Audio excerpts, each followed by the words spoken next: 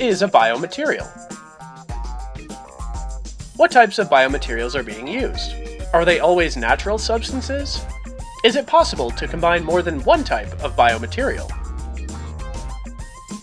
Can we add different substances to modify their properties? Is the same type of biomaterial always suitable for different applications?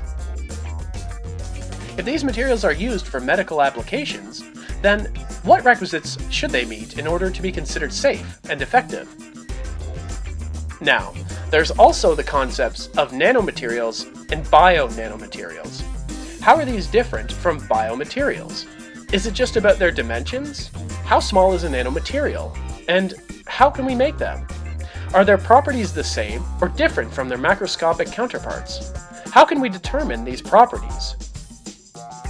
Are they being used only as additives to regular biomaterials, or do their characteristics allow them to be used separately for different purposes?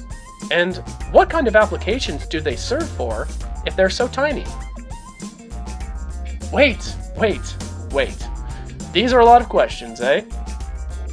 If you're interested in receiving the answer for these and more questions you may have, then sign up and join us for the BioNTERM online conference and workshop on the fundamental concepts on bio and nanomaterials for tissue engineering and regenerative medicine applications.